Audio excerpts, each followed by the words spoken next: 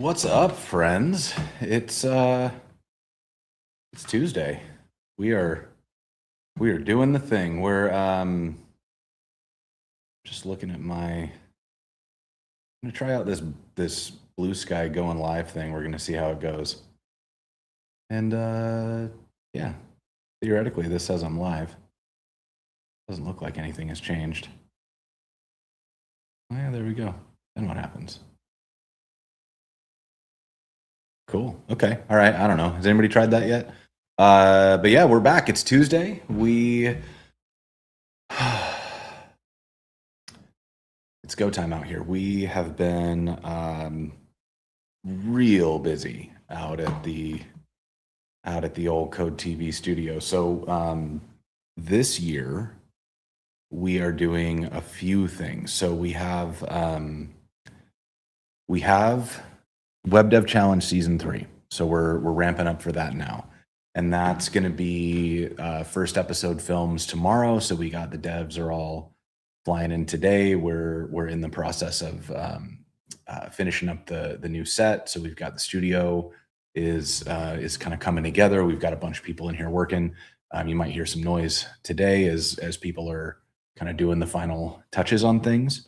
Might have to cut the stream short a bit today, just because depending on what's left to do, I might I know I got to get some casters on some desks, and I got to assemble a few things. We have a whole bunch of new stuff going on, and then we're also doing. Oh yeah, sorry. Has anybody tried the Blue Sky Live thing? I used the Go Live thing on Blue Sky, and that's the first time I've done it. So we're gonna see how that plays out. But yeah, let's see how it goes. What's up, Powder Familius? What's going on? What's up, Brent? How you doing? But yeah, so we're like full tilt ahead on season 3. We'll be filming tomorrow. I can't wait to show everybody what's going on there, because it's going to be great. So there's a few things in there that are going to be fun to talk about. I'll probably do some, I don't know, maybe later today I'll talk through a little bit of them. But on top of Web Dev Challenge Season 3, we are also working on 2 new series. One of them is going to be called the Greenfield Games. I'm not going to tell you very much about it yet, because I'm really excited about kind of the reveal of all of this. But that one's going to be a good time.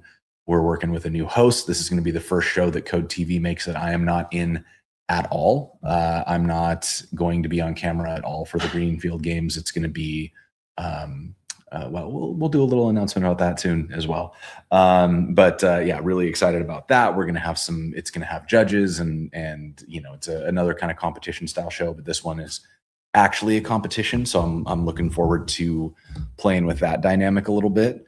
And then we're working on a big series. We're going to do like an actual 8 teams, and we vote one off every episode, and all that kind of stuff. So more details coming on that, but that is a big thing coming up for us. We're going to be in Miami for React Miami, doing some really fun stuff that I'm excited to share with everybody when we get there. And then we're working on some new things that haven't materialized yet, but I have a hunch that they'll start coming together here pretty soon. So busy. Like I think we are not booked solid, but we're pretty close to booked solid for the first half of the year, which is such a cool feeling to have as a business owner, especially when 3 years ago this was something that I was sitting around, and I would just be at home with my wife Marissa, and I'd be like panicking, like, I don't think this is going to work. I think this may have been a huge mistake. I don't know. Like I see a path forward for this, but I don't think anybody gets it. Like, I'm not sure how we're going to make this work. And to know that 3 years later we've been able to get the momentum that we've got, and to have effectively a waiting list, right, is such a cool feeling as a business.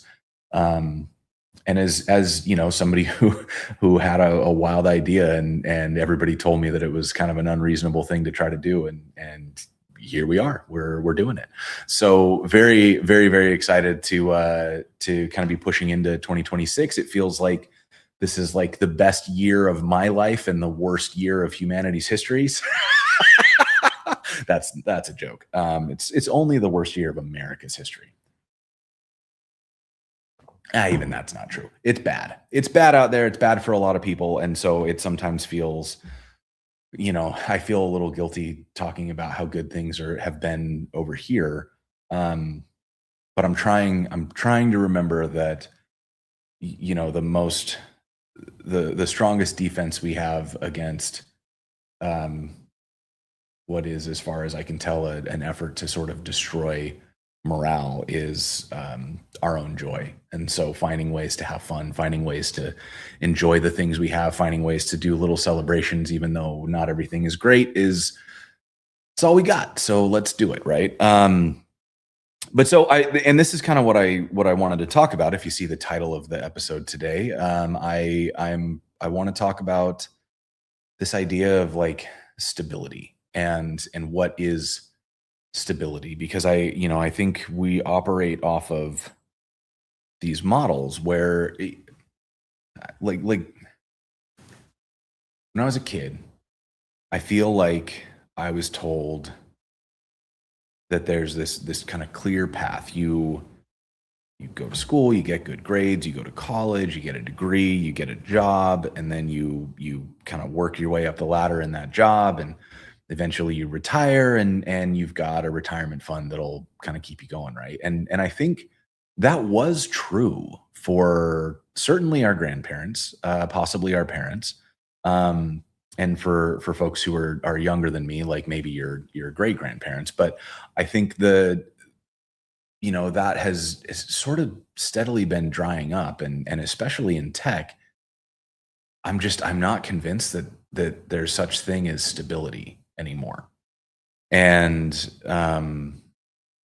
what I mean by that is like it's increasingly rare to see somebody stay at a company for decades, right? It's kind of, I feel like I can count the number of people who have stayed at a company for more than a decade that I know on two hands. It's so rare to see somebody really stick it out for that long. And a lot of that is because like there aren't pension funds anymore. There's not, steady raises or career ladders. You just sort of get stuck somewhere.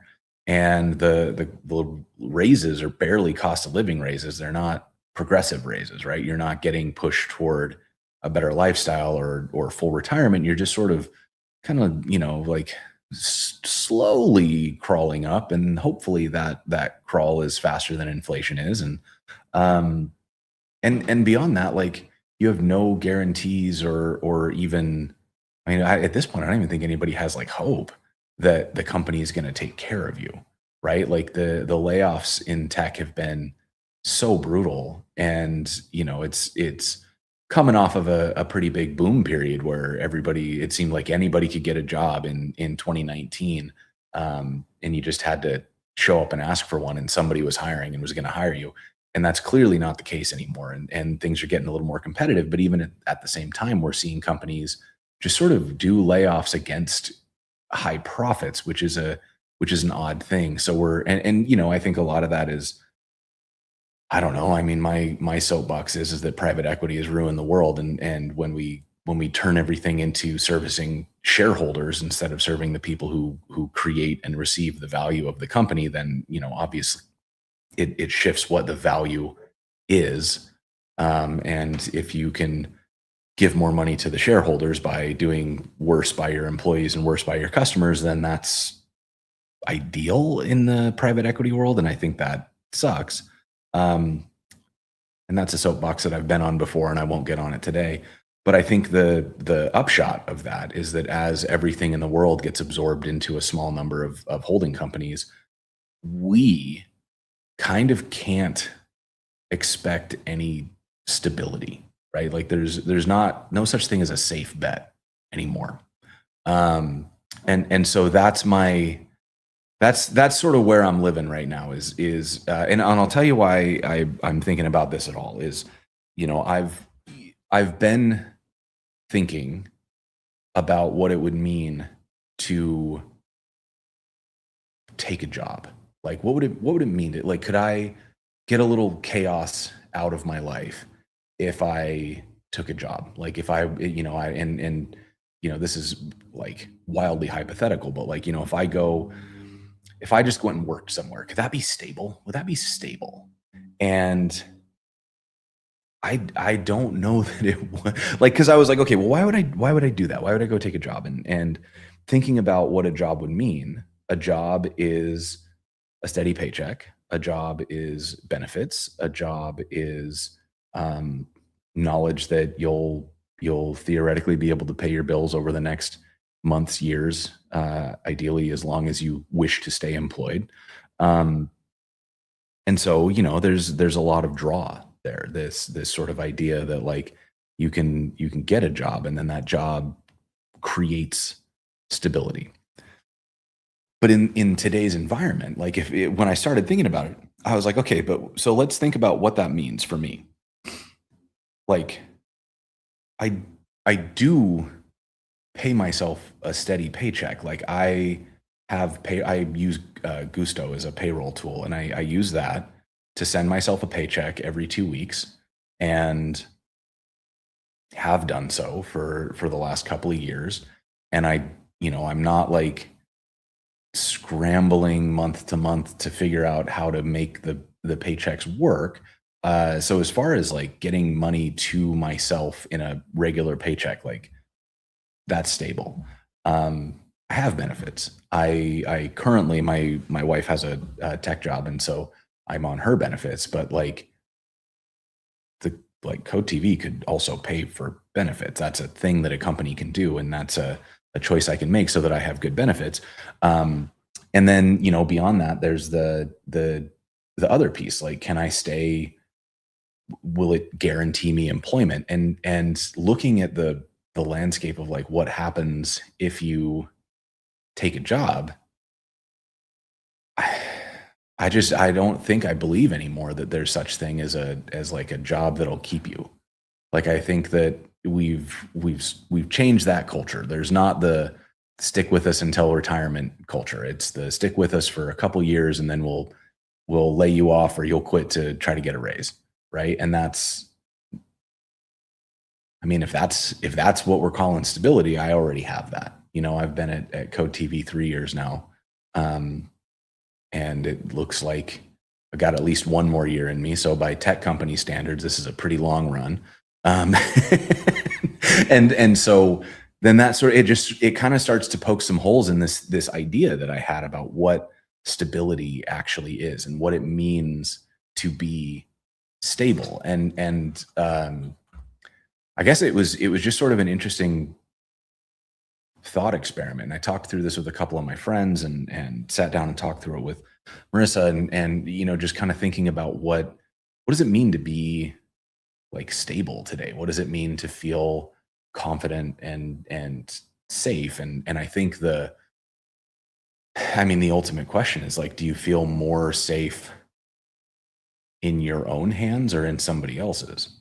And I don't think there's a right answer to that question, but I do think that's the question we're asking. It's not like a safe versus an unsafe option. They're all pretty inherently unsafe. It's just, who do we trust more? Um, and I think that I have been landing for the last few years, at least, on the side of, I mean, if I have to work for money, which, yep, got to do it. Um, who do I want to be the one that can ruin my life? And the thought that, like, the CEO of whatever company I work for decides that the company does something different now, and I either have to quit because I don't agree, or I have to do a job that I don't really want, or I have to get laid off because they don't need me anymore for whatever their new direction is. Um, that feels like letting go of my own control, and sort of handing that off to somebody who, like, and I've worked for a lot of people, and I've had a lot of CEOs, and I've trusted most of them. There's a few that I can't believe. You learn lessons, and you got to learn lessons somehow. But I think the thing that's been really sort of the big question is always, yeah, I mean, just kind of going back to that phrase, like who should be able to ruin my life? And in my position, I currently, there's like people could choose not to work with me, and that's one way that people could that I don't control could ruin my life, right? Like I could be wrong. This, the thing that's working now could go out of fashion, and nobody wants to make any of the stuff that I make anymore, and then it is what it is, and that's a real risk. But it feels like on balance, the higher risk would be to go to a company that doesn't have a, if because like even the companies that I would have thought were super stable, like the Amazons and the Googles and the Microsofts, are all doing giant layoffs. And as far as I can tell, like, outwardly, it seems like they're still kind of trying to figure out how to fit the market. And that means that, we're seeing the shift toward AI, we're seeing the shift toward whatever things. They've got their advertising plays, they've got their other things happening. And each of those things is a thing that if they stop focusing on it, the jobs that are in those areas will start to shrink up and go away. And that means people get laid off, not because of things that they did wrong, but because the focus of the business changed. And the one piece of autonomy that I retain by choosing to be independent is that I'm the one who gets to choose what the company focuses on. And I don't have employees, I have contractors, right? And so if I make the choice that Code TV is going to be I don't know, now we're an AI chatbot, then I can make that choice and I don't have to lay anybody off for that to be true, right? Um, and it means that I'm the one who gets to make those choices. And theoretically, if I'm the one who gets to make the choices, it also means that I'll be aligned with the choices that get made. So as the company evolves, because I'm the one evolving it, it should be aligned with what is important to me, what aligns with my morals and my ethics.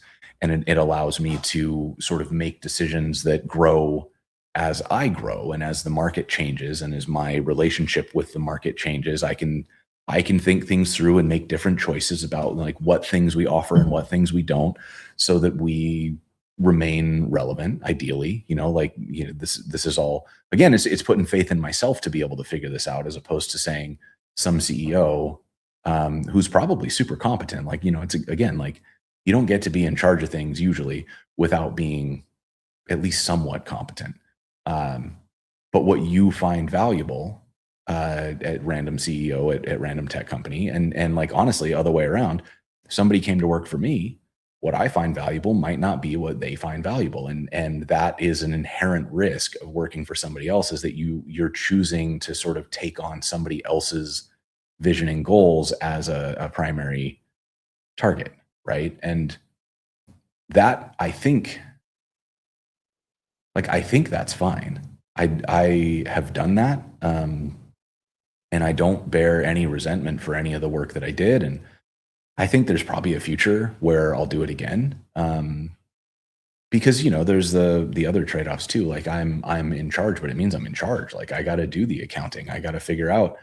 I got to do budgets. I'm doing sales. I'm doing everything: admin, email, social media management. Like, all of the things that get done, they get done by me, and that means that a lot of them get done kind of poorly, because I don't have time, or I don't really know how to do it, or there's a lot of things that I think are really important.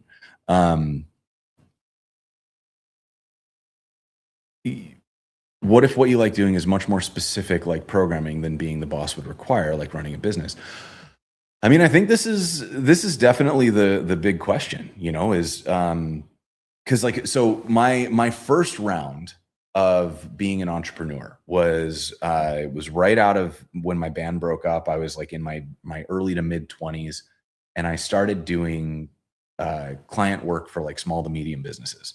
And what I liked was when I was in the band, I built websites for the band, and that was fun. I really liked doing it. I wanted to do more of it. So I asked around and I found some local businesses that needed websites, and they'd pay me a few $100, and that was enough for me to stay alive. So I took it, and it kind of turned into a business. And over time, I had a pretty big like niche. I made a ton of fitness websites around the 2010 to 2015 uh, era. Like a lot of the people who were big name fitness info product and gym owners and art journalists and stuff would work with me to build their websites.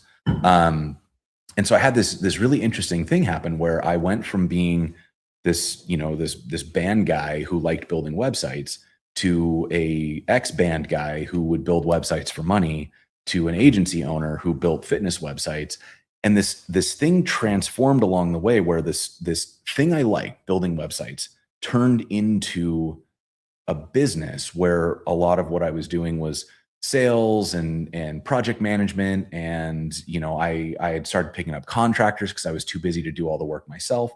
um, but I found myself in a space where I had delegated all the things that I like to do. So I wasn't really getting to design or develop the websites anymore. I was like selling the website, and then I would get the contractor who could design the website, and then I would project manage that. And then I would get the designs, and I would get the contractor who could build the website, and I would project manage that. And then I would do the billing, and I would do the launch stuff. And I was kind of like I'd like accidentally taken all the things I enjoyed out of the business, and it just sort of sucked the soul out of me. I burned out super hard. I've talked about that at length, so I won't go into it today.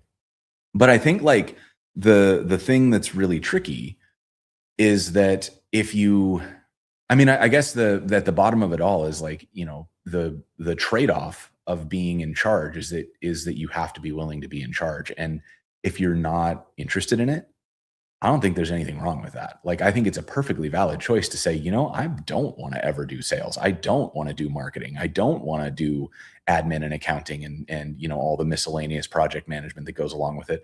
I just want to build stuff. And if that means that every 2 to 4 years I got to go hunt for a new job to get a job building stuff, so be it. Who cares?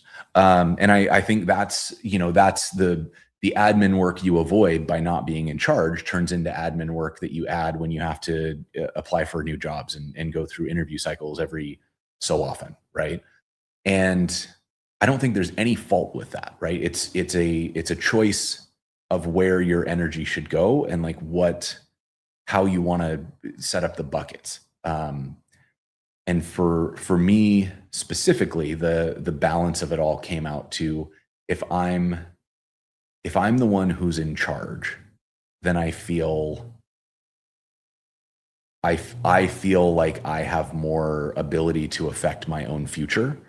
And because the thing that I've run into is historically when I have joined a company, and this has happened at every company I've joined since I got into like I started my agency, I got into IBM, I worked at Gatsby, I worked at Netlify. In all of those situations, what happened was I applied as an engineer. I wanted to join this company and I want to build stuff. And then once I get in, I'm just I call myself an aggressive generalist. I have a lot of interests. I in running the agency, I had a lot of experience in doing kind of the product and the planning and the sales and the marketing. And so I can kind of see how things fit together. And I developed a bit of a like cross-functional bent as a person. And so I'd get in as an engineer and then I'd kind of look around and I'd see these opportunities and I would talk to my manager and I would say like, "Hey, I think this thing could be cool. Should we push on this?" And I've had great managers, so usually they would say, "Yeah, go give it a shot." And that turns into like an early success, which is great, feels really good, draws attention of other executives who then want to get involved because it seems like something cool is happening, which then turns into meetings. It turns into me, in the latter cases, me getting promoted out of the job that I thought I had and into a more of like a leadership role. And eventually I find myself like, instead of doing this thing where I saw an opportunity and I could build it, I'm sort of accidentally on purpose, because I definitely opt into it. I just don't, I don't want to, but I can't help myself, if that makes sense. Where I like spot things that I want to be better and I go to try to improve them. And the next thing I know, I'm in leadership, and my job becomes not doing things anymore. It's now planning and organizing and managing things. Um, and so a really interesting outcome of all of that has been that, like, I find it very frustrating when I see an opportunity and I can't convince leadership that the opportunity is on the table and they're leaving it there. It's and like it's one thing when you talk to a leadership team and they say, like, we know what you're talking about and we're choosing not to do that because our focus is on this, right? Like, that's a necessary thing to do as a team. What I'm talking about is when you walk into a team and you say, okay, here's a gap that we have, and I see a path forward and I want to fix it, and here's my plan to fix it. And they say, let's have a meeting about that next week. And so you put it on the agenda next week. And then they say, okay, but we have more questions, so let's meet about it again next week. And the next thing you know, you're like 6 weeks, 6 months into having meetings to try to get permission to solve the thing that probably would have taken you a month and a half to fix in the first place, tops, right? And you find yourself as like your job is to corral the opinions of people with more power than you and try to get them to make decisions. Like, not even like guide them toward making decisions you want them to make, but literally get them to make any decisions at all that aren't the emergency decision, right? Because a default in large leadership teams, and I'm about to go on a tangent, so buckle up, everybody. A default in large leadership teams is that as people get into larger groups, they are looking for the consensus of the group, and they are looking for, like, safe bets, right? Because it feels like you're at risk of being the dead weight on the team, and you don't want to be the one who gets something wrong, because then if the team's looking to cut corners, you're an obvious corner to cut. So what happens instead is people sort of like hem and haw about decisions, and they're always wanting to gather more information. They want to be a little more sure, a little more confident, than, make sure this is really, really the right thing for us. And some of you may, let's see. Oh yeah, here we go. So I think people are, how dare you? I have been right on topic this whole time. But I think what I've noticed is this push as leadership to gather information to make sure the decision is the right one eats away time until inevitably there's some crunch. There's the big conference coming up. The competitors are launching something. The market is shifting. They got to do their next fundraising round. Whatever the time thing is, it suddenly becomes an emergency. And now they look back at all the plans that were possible, and there's no time to do those plans the way that they were done. So instead, everybody has to do whatever's possible in the very limited amount of time that is available to them, which turns into crunch mode. It turns into kind of like a shitty half measure of what could have been a really cool thing. And then, the inevitable conclusion is that leadership is frustrated by this, but does not learn anything. And so my ability as the person in charge at Code TV is that if that happens, that's my fault, right? Like, if I hem and haw on a decision, it's because I've done something wrong. I'm never in a position where I'm looking at a solution and I'm saying, let's just do this. This is the right call. And somebody's like, oh, we can't go yet, right? Like, I'm the only person who can block. And so when I'm ready, I go. And if I'm not ready, then I don't go. And if it's wrong, it's my fault. If it's right, it's my bonus. And I get to be kind of excited about those outcomes. So I think, like, what I have learned about myself, at least, is that where I feel fulfillment in a role is when there are opportunities and you can make a plan to try to accomplish something, and that plan can be seen through. You can see something that could work. You can make a plan to go after it, and you can go make that run. And then you either hit it or you don't, right? You try something, you ship it, and people either like it or they don't. And then you get to like take that information and try something else. Where the life force drains out of me is when you start having to like everything is about justifications and like covering bases and saying like, well, what if it goes wrong? It's like, well, then we'll do something else. Like we have the amount of time we spend trying to make sure that decisions are the right decisions is making it so that instead of being able to try 6 things to get 6 pieces of data, we wait until we can do a half of a thing and then assume that thing didn't work because we implemented it poorly because we didn't have time to do it right. Like those sorts of frustrations, I think, are the real, like that's the stuff that keeps me out of teams is 'cause I've been on teams that execute so well, and oh, it's amazing. Like it's so cool to be a part of a team. Like when Sarah Drasner was in charge of the DX team at Netlify, like that's what it was. Like there was a vision coming from Sarah. Sarah was working really hard to keep leadership aligned. Like she's one of the best I've ever seen do that. And then she would come to the team and she would give us like the targets, and then we would come up with plans to go hit them, and we just got permission to run. And that's the environment that I really thrive in. And when Sarah moved on to Google, like I not that I was invited, but like I didn't want to go to Google. And I ended up taking over the DX team. And so I tried my best to do a Sarah Drasner impression. I think I did okay. I think I get like a C+ if we were doing grades. And like I think the team was okay. Like I'm always seeing everything through my own filter. I think I did all right. But I didn't get to do what I wanted to do. Now, suddenly I was the one fighting the leadership team, trying to get them to make decisions instead of being able to go execute on decisions. And the few times that I did get to do the things that I wanted to do, we got big wins. And then I'd point at it and say, can we do that again? And they'd be like, well, let's have a meeting about that next week. Right. And so that's just sort of the cycle that I've found myself in companies, is that it starts out great, you get momentum, and then more and more people start to get involved in the momentum, and then everybody wants to make sure that the momentum is the right momentum, and it all stops, and then you're ground to a halt, just kind of fighting for permission to do literally anything. And for me at least, that has been like when we talk about burnout, right? Like Abel's talking about burnout. I think that burnout, and I'll quote Sarah again, burnout is when you do things that are out of alignment with your own motivation and values.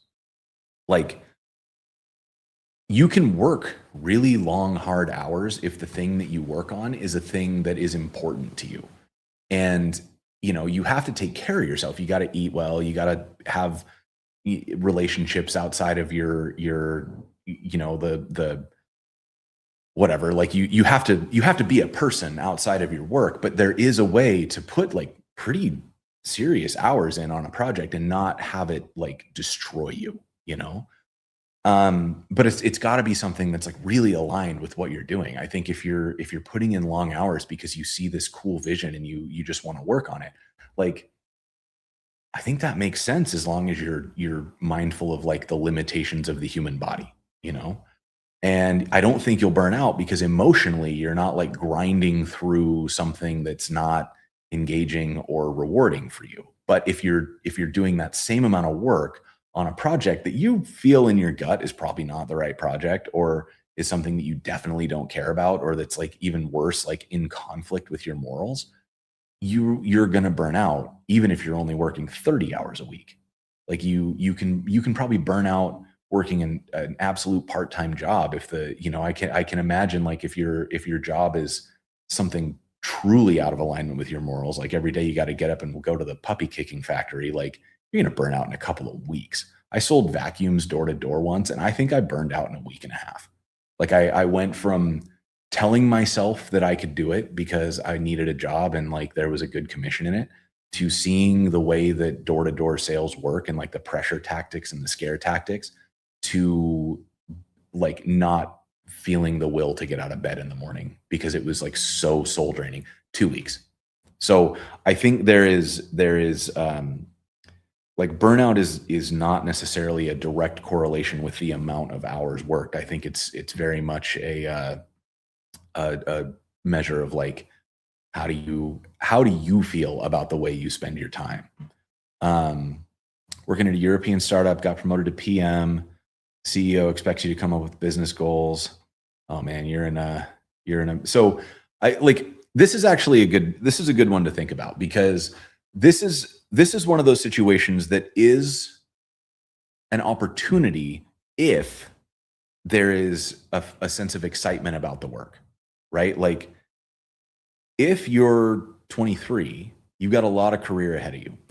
And if you're in a position where you can build out strategy and you can put together plans and you can sort of guide a company to good outcomes, that's like real good for your resume. It's going to open a lot of doors in the future. And if you don't hate it, you got a lot of there's a lot of stuff you can do with that. Let me silence my notifications here. I like I think the thing that's exciting about like the opportunity when somebody trusts you with stuff. And that's the other question is, are you being trusted? Right. Because if the CEO is saying, do this because I don't want to, but then as soon as you bring it to me, I'm going to tell you all the reasons you're wrong and do something completely unrelated. That's like, I've seen a lot of CEOs like that. That's a shockingly common thing is for CEOs to not know how to use their employees. And so they give them busy work and then do whatever they want anyways. And if that's the case, then I mean, yeah, you're going to burn out because, like, again, you're doing something that is ultimately you are doing a lot of work to then feed into the wood chipper, and how can you be motivated if you know that none of the work you're going to do is ever going to actually like see reality?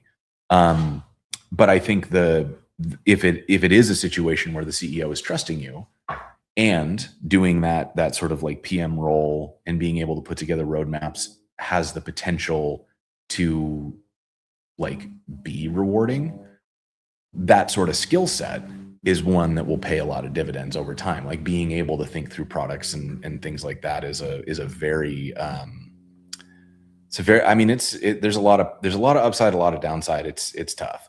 Um but yeah, burnout is often equated to overwork, but that's only part of it. Lack of interest for the work, I think. Yeah, putting diesel in the rack. Yeah, wrong fuel for the drive. I mean, I think like the thing that I have struggled with in my own career has been that there's the thing that I believe should be true, and then there's what's actually happening, right? And a lot of times the thing that I believe should be true is like my own picture of what type of person I am. And the reality is the type of person I actually am. And I think that that's like a tough thing to face when you believe that you're a certain type of person. And then you get put into a situation, you go, oh, I'm not this type of person. This is not what I do. Right. Um, and being willing to admit that to yourself is hard. I mean, it took me a long time. I burned out real hard.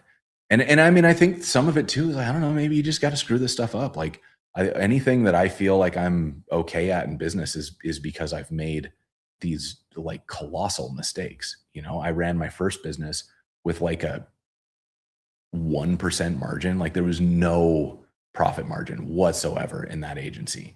And there was also, I was in a market that like couldn't afford higher prices. So like I didn't have a way to expand. I didn't have a way to grow. I just, I had figured out a way that I could make websites, and those websites were like barely enough to pay the bills. And that was what I lived on. I think, and like I made good money. Like for the US, I lived in Montana. I probably made like $65,000 a year. I was fine, but I was working so much, like so many long hours, and there was just like no path out of it. And a lot of that was a cage that I'd built myself. Like I had thought of myself as like this certain type of person, and then I wasn't learning to grow. I wasn't learning how to expand the business, and I wasn't willing to accept help. I always thought that I was like really smart, and look at me, I'm this hotshot entrepreneur. I don't need advice. And sure enough, I burned out super hard.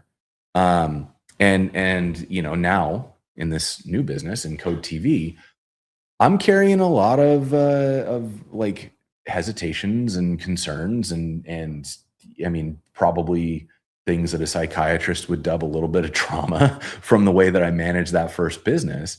And it's making me make different choices. And it's also making me look in the mirror and say, like, okay, are you doing that because you think you should? Or are you doing that because it's actually what you want? Right. And you know, it's like things like trying to expand, things like trying to hire employees, things like trying to, you know, I was on this train of like, oh, I just need to get to a couple employees. Like I got to grow that way. And then I thought about it and I was like, do I really want that? Cause like I've had employees and it's a lot of stress and like it it it's not really like why do I think I need employees and thinking through like what is it that I'm actually going to get out of this and is what are the alternatives like could I use contractors for things could I not do things could I choose to just let some things go because they're not serving what I need them to serve and maybe that just frees up some time so that I can actually just do the things that are actually important um and I think like yeah it's very much a you know, it's this sort of ongoing negotiation of like who am I? Who do I care about? What is important to me? What is actually making me feel excited to wake up tomorrow? What's making me feel excited for the future? And you know, am I excited about this because I think it'll make me rich or am I excited about this because I think it's going to like feed my soul? And getting better at recognizing when I'm hyped on something because it's cool and when I'm genuinely excited because it's like the right path forward. I think that's just a thing that I had to learn what each one felt like and then learn the difference between the payoffs between those two types of things. Um because you know I've done the hard push for money and like sometimes you get a pile of money and sometimes you don't and the sense of reward is very low. I've done the thing where I've worked on something because it felt like it was the right thing to do. And sometimes you get a pile of money and sometimes you don't. And the reward is very real in both cases. Like I've made stuff that I'm extremely proud of that made negative money, you know, and that's okay because I liked doing it. Like it was fun to do. I'm happy that I spent the time and I'm proud of the outcome of it and the fact that it didn't hit the market and that people didn't love it is fine. Like it wasn't, you know, at the end of the day, like anything that I'm making is ultimately for me. It's a thing that I wanted to exist. And so I'm doing whatever I can to make that thing exist because I want it to. And I think if that ever changes and I'm making stuff for other people, I think that'll impact the way other people experience the stuff too. Like I think you can tell when something feels like it was, you know, it's not somebody doing something they loved, it's doing something they think somebody else will love. Um it feels different. And I think the sense of reward for me at least would change quite a bit. Um this is a really good point. That, you know, feeling neglected at work is also a big thing because like it's hard to go to a job. Like I remember I had a contract once where the contract was this R&D thing. And it was like the coolest contract. This amazing client. They were, you know, they were doing well. And so they had hired me for I think it was like 120 grand. It was a 10 grand a month contract for a year. They wanted me to do R&D and the deal was we would get a set of deliverables determined at the beginning of the week and then I would get those turned in and then the next week we would meet to review them and set the next set of deliverables.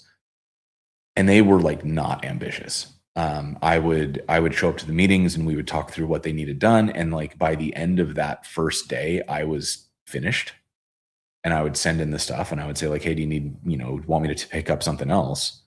Because we got the time. And they usually were like, no, you did what we asked you for. We're happy. And like, this is a core part of my philosophy now too, is like, if I tell you I'm going to pay you for a thing, I don't care if you do that thing in 5 minutes or 5 days. I paid you for an outcome, not for an amount of time. And that philosophy I think is really important. And that's what they were doing. They paid me for an outcome. I was achieving those outcomes and they didn't care that I was doing it faster than they expected. So they said, you just keep, you know, just do whatever you want to do. We'll meet again next week and we'll come up with the next set of deliverables. And I like I went into a full tailspin because of this, because it was clear that this wasn't high priority work for them. And it was clear that like I was not part of any strategy. I was sort of this like side thing where they were seeing if a couple things were possible and they didn't really care about them. And that was both like the best and worst thing that could have happened to me, because it's, I'm so driven by the impact of the things that I do, that learning that I kind of didn't matter, and like they didn't check on me. They weren't worried about what I was doing. And that sort of like put me into this tailspin of like, is this like, could I do this? Could I keep doing this and like find other companies that have similar setups where I could just like work very little and get paid enough to get by, and like that would be it. And I mean, I feel like some of you are screaming at your computers like, you idiot, why didn't you do that? But I truly, like, I searched inside of myself, and the answer for me was I can't. I could not do a thing that I couldn't feel was going to make like an impact in some way. And like the impact doesn't have to be big. At the end of the day, all of the things that I do are like rearranging dots on a computer. So it's not like I'm not changing the world here, but I am doing things that for the businesses that I work with, it has some kind of real impact. And to me, that has been important. Like I'm part of their core strategy. We're thinking through the ways that their business continues. We're finding ways for them to improve the business so that theoretically they're going to take good care of their employees, and everybody gets to live a better life as a direct result of some small impact that I was able to make. That's a common thread through most of this. I wrote down my values the other day because I was trying to think through something, and like one of them was, like a big core thing for me is that like I want to be the type of person that like when you cross through my wake, your life is a little bit better because of it. And like not in like a I'm here to save anybody kind of way, but like I feel like it's cool to just toss people opportunities. I feel like it's cool to use the fact that I've had, so many years in the industry and so much access, and I've gone through so many things that like if we can talk, and I can give you a piece of advice, or I can introduce you to somebody, or I can tell you a story, and that allows you to avoid some misery of your own, or it lets you make a decision that maybe pays off a little better than it would have otherwise, or you get an intro that gets you a job that gets you to the next level of your career. Like that's cool. That's like, I don't have kids. This is my legacy, is like, can I be somebody that when people talk about me, they go, my life was a little bit better because he was in it. Right. And so that carries into my work though, because as much as I try to pretend that I'm the kind of person who's not identified by my work, like clearly I am. I joke that my only real hobby is monetizing hobbies. Right. And so it's been a whole thing of like kind of figuring out what it means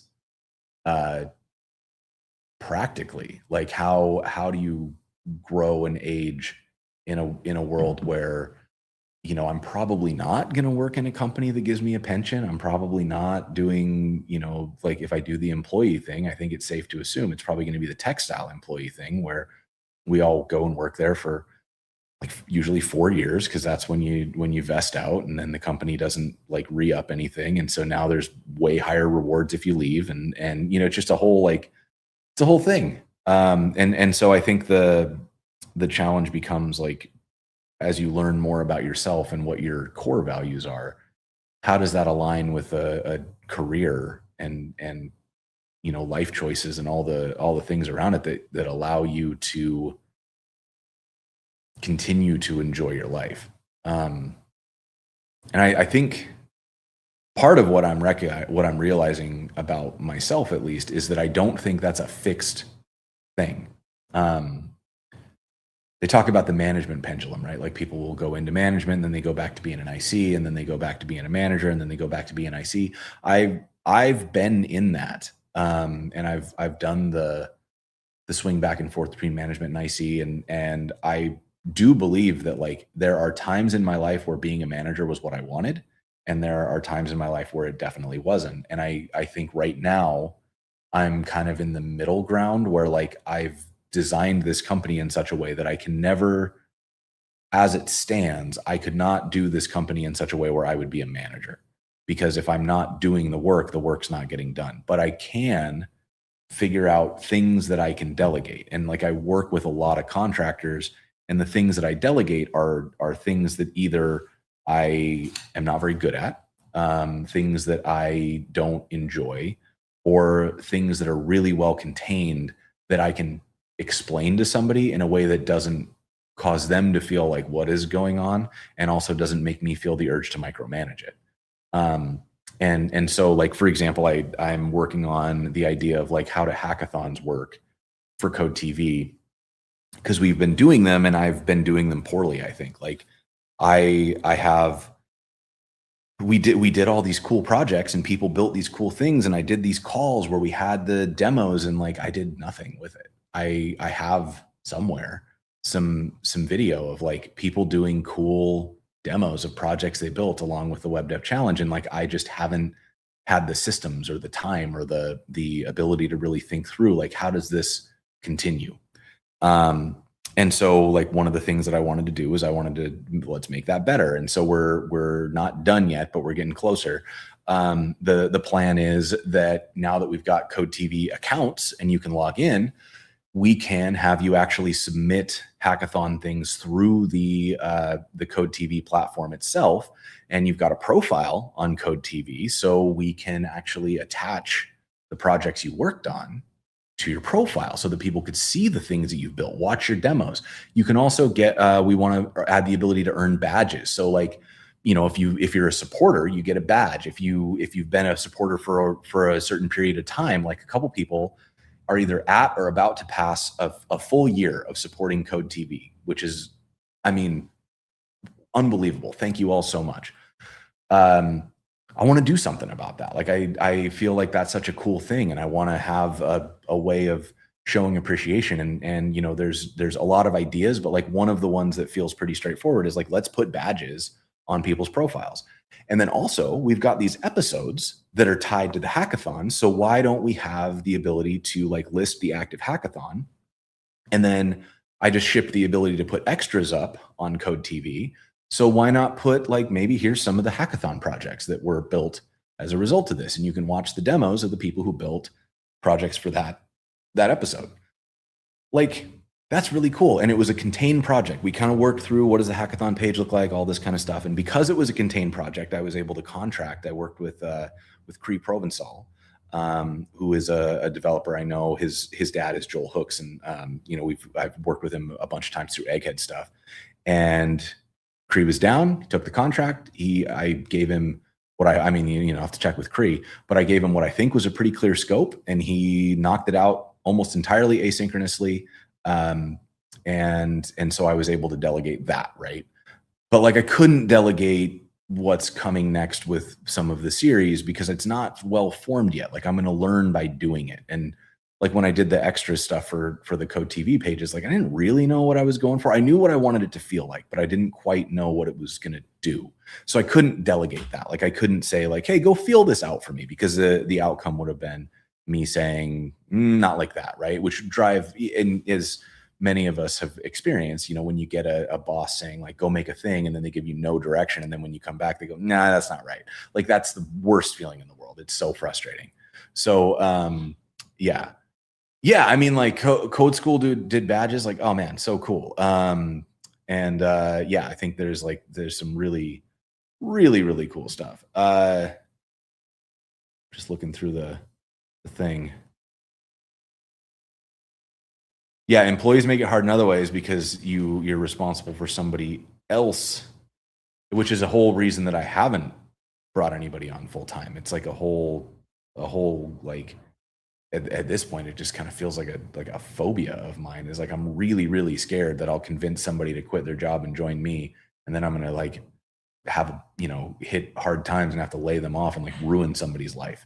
And I really don't want to do that. Like I did a layoff back in the agency days, and it was one of the hardest days that I have experienced. And like I've had a charmed life. Like don't get me wrong. So it's not like I've gone through like truly terrible things, but like having to look somebody that you care about in the eye and say like, I'm so sorry, but because I'm bad at like all of this, you don't get a paycheck anymore. Like, that's hard. It is awful. And I don't, I don't know how to manage that stuff. It's very, like, I'm not really able to dissociate from it. Like, those types of failures I take really seriously, because it's like, to me, it's a very personal failure. If I tell somebody, come work with me, I should know for sure that we're going to be okay. And that's one of the things that's prevented me from, I think I've like written a job description 2 or 3 times for Code TV, and then I chicken out of posting it because I'm like, well, I'm not ready yet. Like, what if I'm not ready and like we have a down couple of months and I immediately have to like lay somebody off? What if the industry turns down again in 9 months and like I don't even get somebody to a year before they have to get laid off? Like, that would suck. That would be an awful way to, like, I don't know. I don't even want to take the risk. And so I'm living on contractors now, because contractors, they know what they're signing up for. It's a fixed scope of work. They're going to get paid for the scope of work they did. And if there's not more work in the future, there will be elsewhere. They've got other clients, and I'm not their sole source of income. And I'm trying really hard to keep everybody really busy. But at the same time, I know that I'm not, like, people will tell me they can't do a project because they got something else booked. And honestly, kind of makes me really happy, because I love that I'm not, like, if I screw up, I'm going down, but like, people aren't going down with me. And that's a whole thing.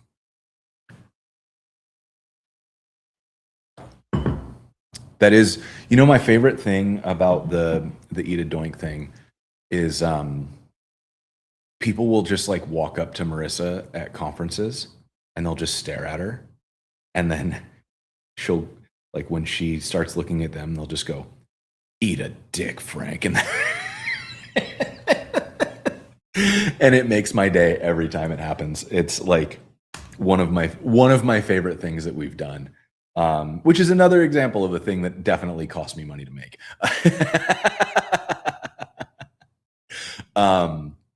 But yeah, I think like this is the whole conversation around like stability and all this stuff. I think like it was more, I saw a couple people thought that I was being sad, and I'm not sad, to be clear. Like it was more of like this sort of reflection on,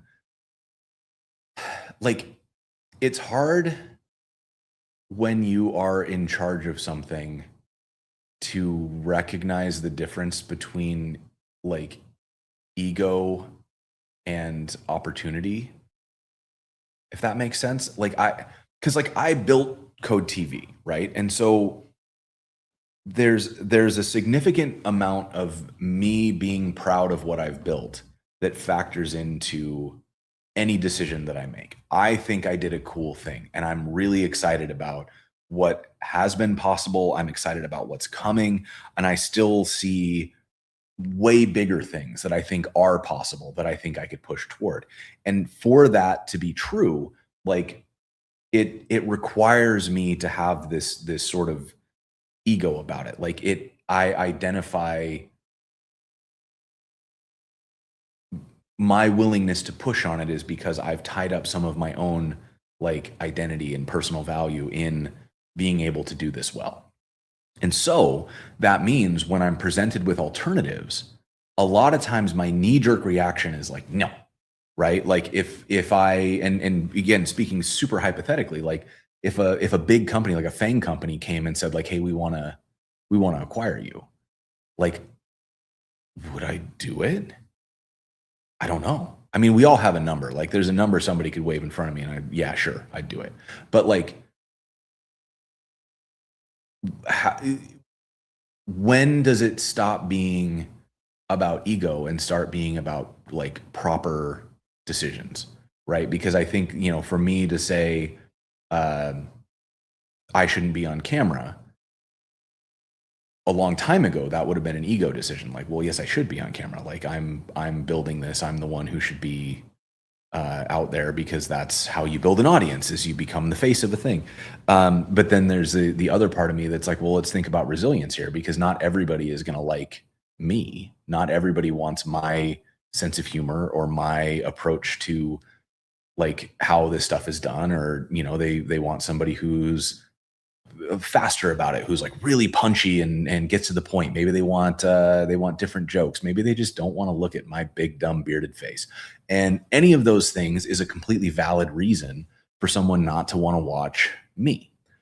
So if I really want Code TV to succeed, like the business decision is to intentionally diversify who's on the show. Like have shows hosted by other people, have shows without me in them, have shows with different like kind of genres, and really experiment and grow and build out an actual network of a lot of content that some of it's going to be for everybody, and we'll all watch it, and maybe someday we'll find out what Code TV's Game of Thrones is, and we'll stick the landing instead of whatever happened last time, or we'll find a lot of like series that have their own small followings that people really, really love, but like a lot of people didn't see.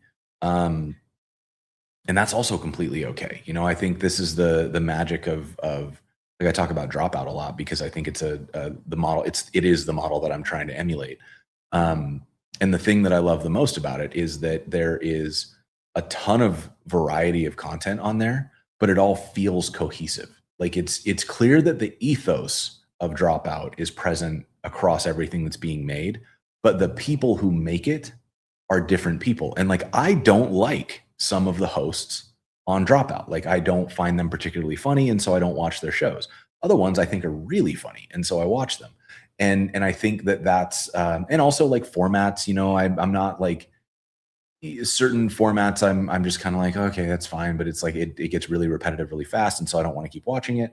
Other formats I could watch forever and ever. Like I think the Make Some Noise show, it's basically Whose Line Is It Anyway for this generation, and I loved Whose Line too. And so I think it's just a format I love, and I can watch a ton of it, and so for me, that's the show that I'm like showing up for. But then I'll go watch the Smarty Pants Society, which does not have any of the folks usually from Make Some Noise, and it's a completely different group, completely different format, and it's brilliant. It's like it's so funny. It's 10-minute PowerPoint presentations on anything, and the subjects are usually just fully unhinged. Like which cryptids would be fun to toke with was one of it's so stupid. It's so funny.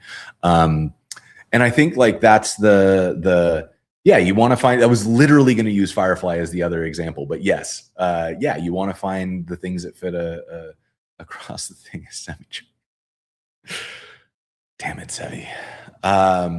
Yeah, but yeah. So I think like the whole deal of where I'm trying to go is I think it's just a matter of like when talking about the ego versus like good decisions thing is,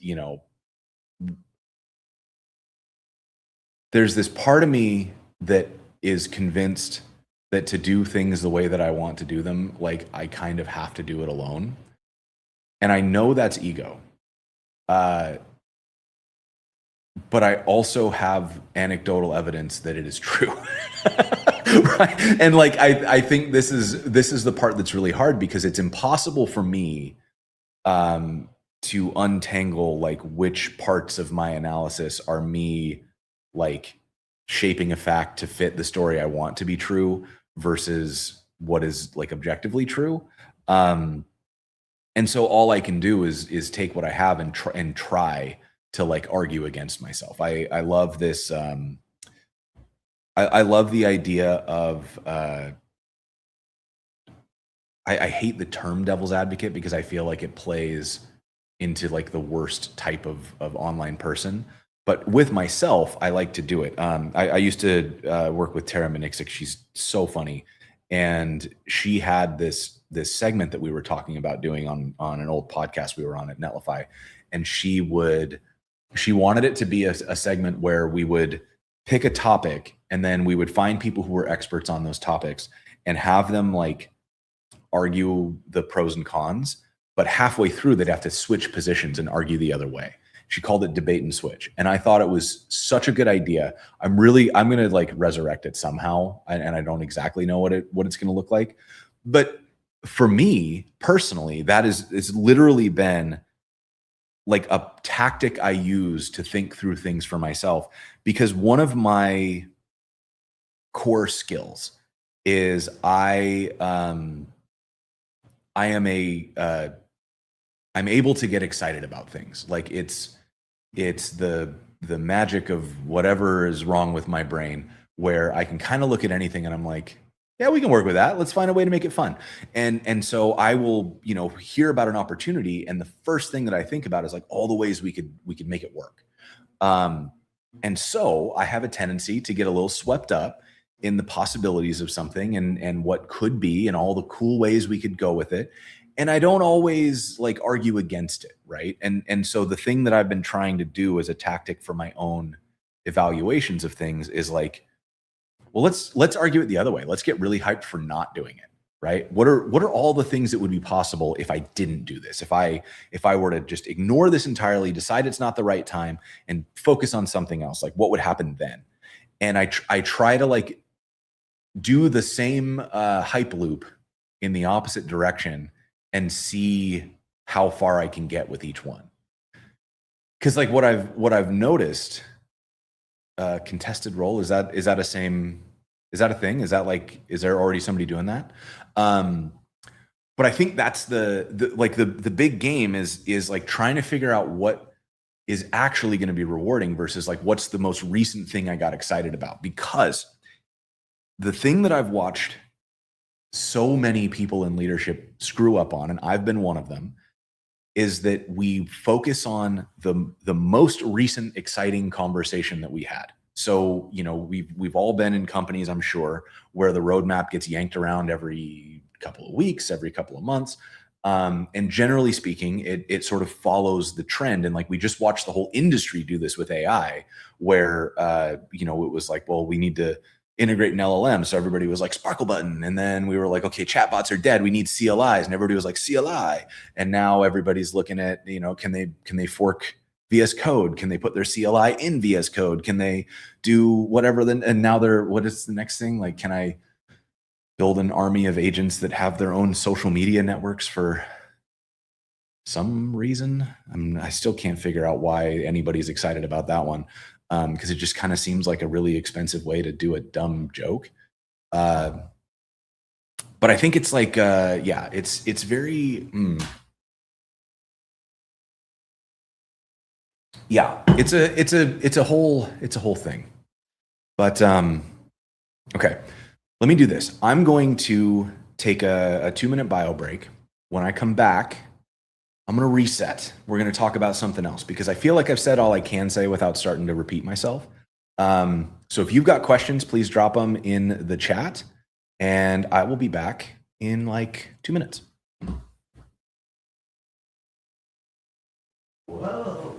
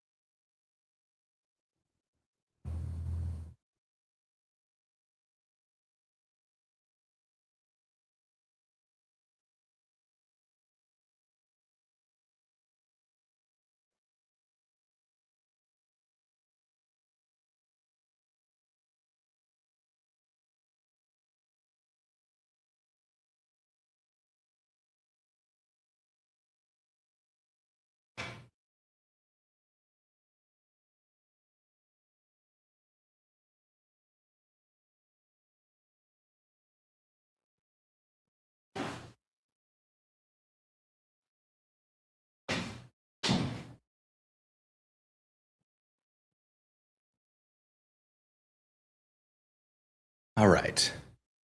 When am I bringing back the submarine? What a good question. Um, yeah, I think that's I think the submarine's gone for good. The only way I would bring back the submarine is I have this idle project. Okay, let me first, for anybody who's never seen this, way back in the day, in like 2020 probably, I would only stream on Twitch, and I was using OBS, and I had a bunch of overlays, and I built these browser based things. So one of them was like you could pilot a little submarine around the screen. So if you ran commands, you could move it. And then I think we changed it at one point where you could skin it as well. So it was like it could be a submarine, or it could be, I think it was a hat. I don't remember. But yeah, when I switched to like YouTube as the primary streaming platform, but then I'm also multi-streaming to, like, we're streaming on like LinkedIn as well, and all over the place. So it became less feasible to do that, because then most of the people who are watching wouldn't really understand what was going on.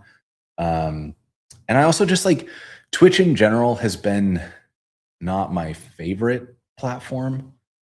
Like, just something about it doesn't quite feel like home. And so the but I miss, that's like the one piece of Twitch I miss, is this ability to sort of be interactive. And so I've been playing with an idea, and I don't exactly know how this would work, so it may not be feasible at all, but like you can get a comment feed from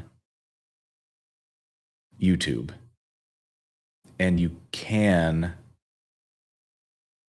like, you can get a comment feed from all these places, because I use StreamYard, and StreamYard's pulling them all in, which means that it is available. What would be interesting is if StreamYard had a way to pull that stuff, which I bet they don't, because that would mess with their business probably. But I could build something. Like, there's a world where I would build my own streaming thing. I work with Mux.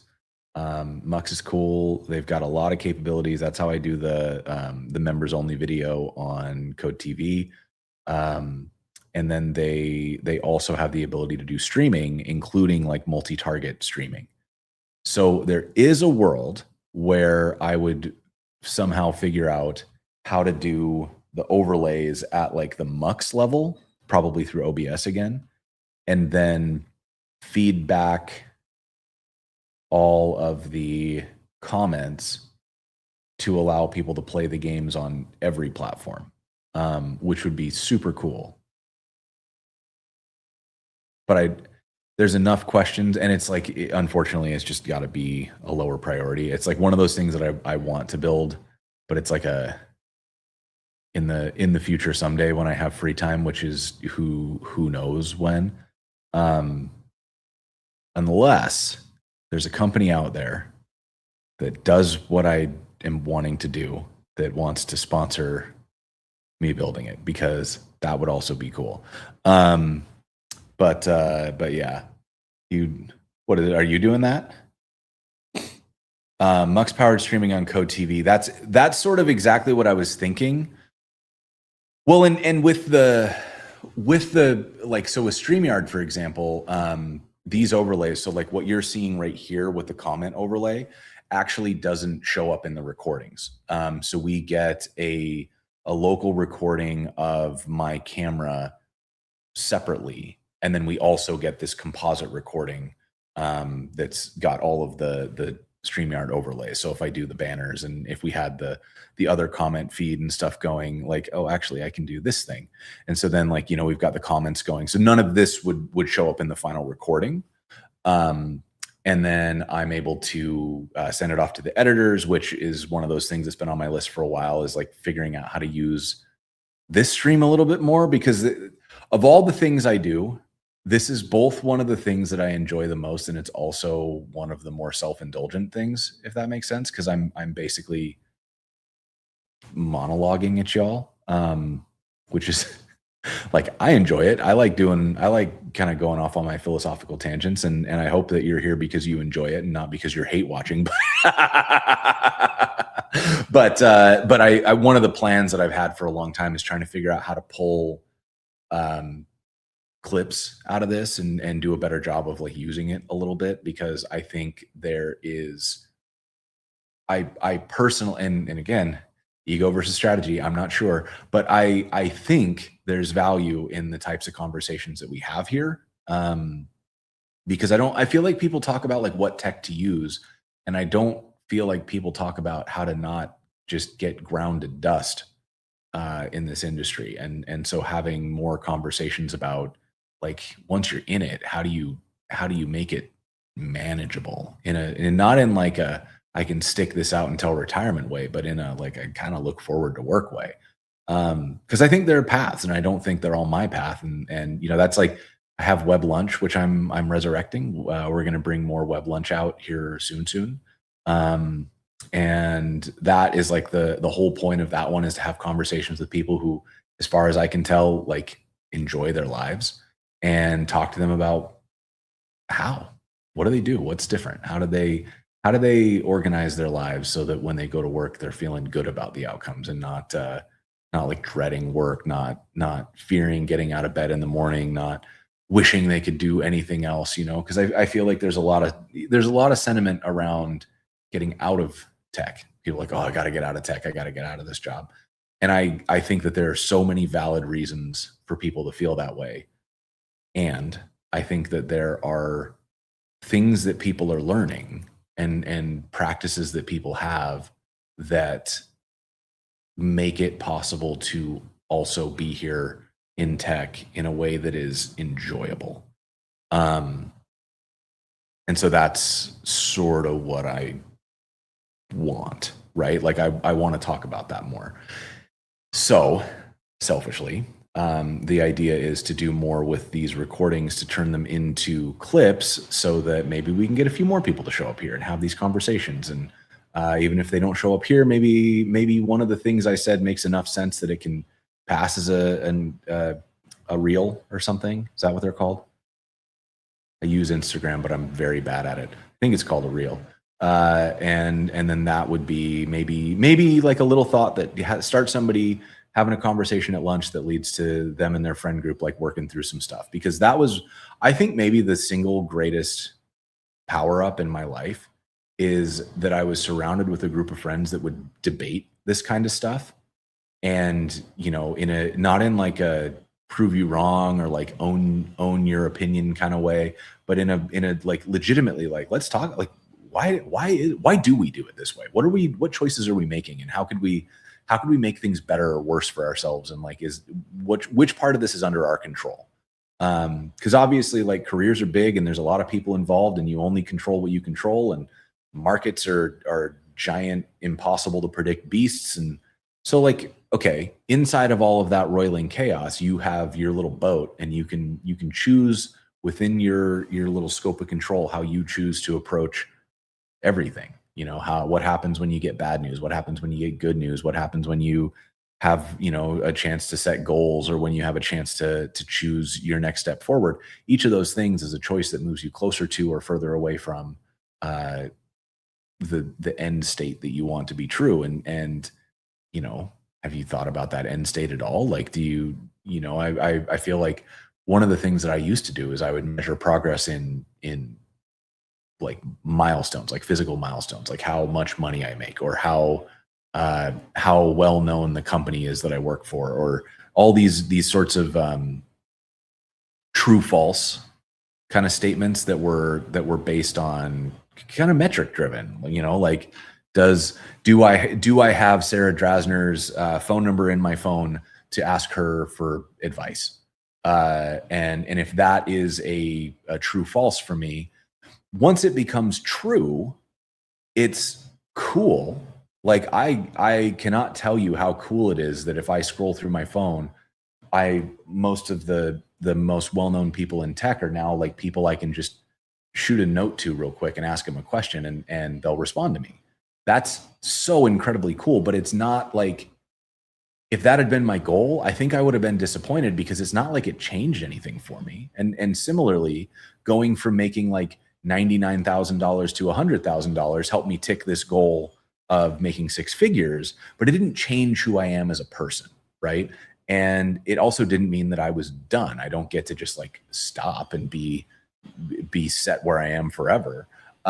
Instead, you have to find things that are sort of like continual states of being. Like if you think of it less as a finish line you're trying to cross and more of a balance that you're trying to strike, right? Like I want every day to feel like I'm working on something that's hard, but not too hard, that I'm doing things that make me feel proud of the way that I spent my time today, that I'm accomplishing things that I maybe didn't even know were possible 10 years ago and didn't think I'd be capable of 5 years ago. Um, like each of those sorts of things is it's like a little balance thing. Like I'm pushing myself, but I'm not miserable because I push myself too far. I'm working on stuff that's really fun, but it's also tied to whether or not I can pay my bills. Like there's all these balances that I'm trying to strike where the way that I spend my time for me right now is incredibly rewarding. I love the way that I spend my days, and I do wake up like stoked and like, am I tired a lot of the time? Like, yeah, I like yesterday I put together like six new office chairs, and I should talk about the new desk setups that we got because they're so cool. But like I'm like hauling cardboard, and we're like, once I get off the stream here, we're doing a pre-light, which means we're going to be like hauling stuff around the studio, and it's hard and it's dirty, and I'm going to be all sweaty. And then like, my day is very tightly scheduled, and that's stressful, and there's a lot going on, but it's like, I'm kind of excited about all of it. Like it's okay to get dirty and be tired and sweaty and have a sore back because I was, carrying a bunch of shit off the floor, if it's for something that I'm really excited about doing, and similarly, like like assembling six chairs yesterday was really cool because it was part of this adventure. But if my job was to be in the back of a furniture warehouse assembling chairs, it wouldn't have that reward attached to it, right? Same work, different outcome. And so I think the thing that's been really important to me in my career is thinking about, how does the way I spend my time affect the balance that I want to strike in my own life, of like the reward of the work, the satisfaction I feel of things, the challenge that I'm feeling of things, the freedom I have to spend time with other people, all the things that sort of contribute to what I consider to be a happy life. Those all have to be on balance, and I need to do like regular check-ins to make sure that I'm not drifting out of balance with those things. Yeah. None of it's under our control, but our reactions are under our control. Oh, thanks, Bridgewater. I'm always glad when you're here. You've always got good insights. I think this is also one of the things that I think about a lot, is like I love this one because this is one where I don't have to ignore y'all.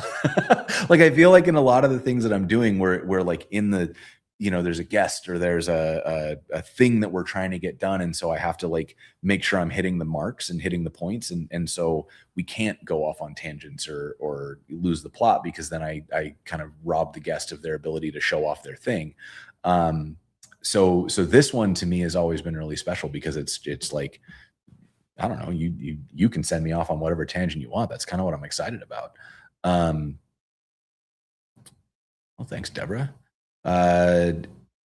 Speaking to someone who's gradually been closer to the need to leave tech end of the scale. Yeah, I mean, I hope I hope that is not. I mean, it's a valid choice, and if that's the one that you got to make, it's the one you got to make. But I hope there are some other options out there. Like, I think there's, and who knows? Hey, what's up, Nolan? How you doing? It's good to see you here. What if the real metrics were the friends we made along the way? Legitimately, that's the thing. Tangent about burgers now. I had a burger yesterday, which was great because I haven't been eating a ton of burgers, because we've been doing this thing where we're trying to spend like 6 days of the week really focusing on getting enough protein in under our calorie targets. We use this app called Macro Factor that has really good, you like scan barcodes and stuff so that you can get like pretty accurate estimates of what you're eating. And we've been in the gym doing powerlifting, and so, I'm like, well, if I'm going to I'll do all this work to show up to the gym 4 days a week, I should also put in the work to like eat the way that's going to get me the results from the workouts. And so my target is like, I have to eat like 200 grams of protein a day. And to get 200 grams of protein a day without going way over on your calories, you have a pretty limited amount of things that you can eat. And it's largely like chicken. So many of my meals consist of like a cup of rice with a pound of chicken on top. And I think we're good cooks, so it's not like it's bad, but like sometimes you just want to go face first into something fried. And so yesterday I was at the studio all day. I'd had like a protein shake in the morning, and then I just couldn't get away. So I didn't eat anything until like 7 p.m. And we went to this spot that had, they've got a burger. It's like a double cheeseburger. And it had like, when somebody like riffs on a really popular sandwich and makes it their own way and like kind of nails it. They do their own riff on the Big Mac. So it's kind of the same vibe, but they skip the center bun. But they get their like the Big Mac sauce, and like the way that they kind of put the rest of it together feels very reminiscent of a Big Mac. It was very satisfying. I've been kind of like waffling in my commitment to like which type of burger is the best, and I still love a good smash burger. I think that generally when I want a burger, like a smash burger is the first one I'm reaching for. But I also think there's a lot of room for the diner burger, like thin but not smashed, with just like the basic ass standard thing. The only one that I'm always hesitant on, unless I'm making it, because I have so many strong opinions about this, is the thick burger. Like I think a burger, like a 6-ounce burger cooked over a charcoal grill, is excellent. Like I love, it's thicker. It's the charcoal smoke is a huge deal. That's what, when Sarah Drasner and I had the burger battle, she beat me with a charcoal grilled patty, right? And whether or not she cheated doesn't matter. It was a great burger, and I'm not mad about it at all. But I think like most places, when they make a thick burger, like a tavern burger like that, they put too much stuff on it. And I am increasingly convinced that the sign of a burger that I'm not going to enjoy is that they have to put a knife through the top to hold it together. Like if the burger itself is as tall as my face, then, and the only way you can eat it is to like take a bite off the bottom and then take a bite off the top, it's not a burger anymore. You've made a very complicated salad, right? And so I have a lot of opinions about tavern burgers, and I feel like most people don't do them right, because they don't just like charcoal grill really good beef. They like put onion rings and like cheese curds, and like they just keep putting shit on top of it. And I'm like, just chill and give me a burger that tastes good. And a lot of times that is not, in fact, the way they make that work. If AI affects the smash burger scene, I might actually become somebody who smashes servers. Like, we'll see. I don't even know what Peter Luger's is. Let me look up. Should we? Is this how we start sharing the screen? Is we're gonna do burger research? What are we doing? Yeah, let me share the screen.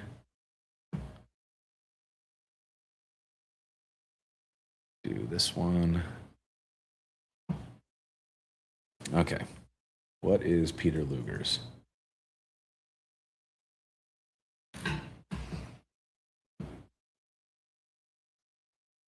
All right. What are we seeing here? Menus.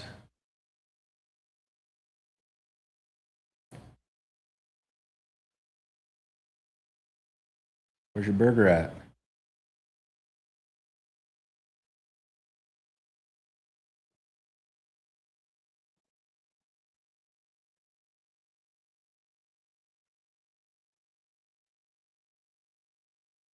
See, this looks okay because it's not like enormous. Because this is big, but like when you actually press that bun down, it's okay. It's the ones that drive me up a wall are the tavern burgers, like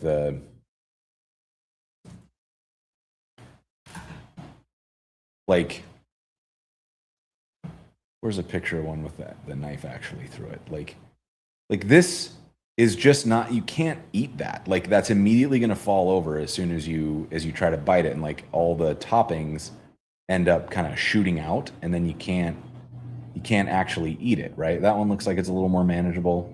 The one that always drives me up a wall is the onion ring one. Like that could, I don't know.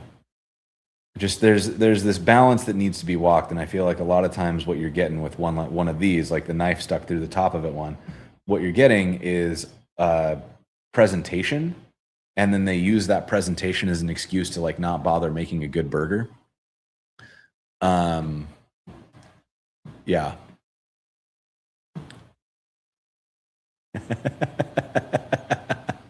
This is what I'm working for, is a universally indisputable burger take.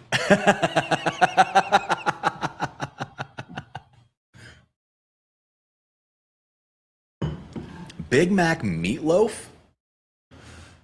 Would I be into that? I feel like I would be into that actually. Because I for better or worse, I love a meatloaf. I think a meatloaf is a great way. But I mean, I do agree. Just make a burger. Is it Red Robin that does the really big ones? Hold on, let me. Oh boy, I got a new keyboard, and I'm still filling it out.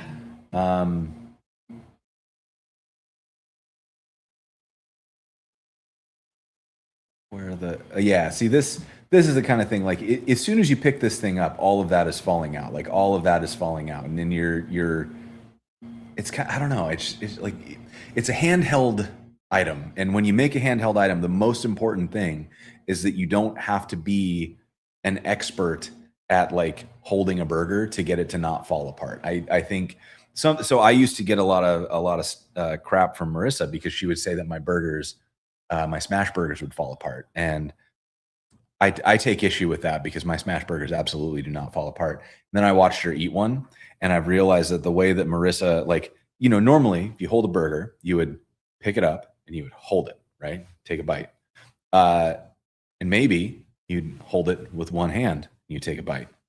Marissa pinches the side of it at the bare edge, like here. She's holding the burger like this, and then she's flopping it around while she talks. And she's like, all my stuff fell out. I'm like, no shit.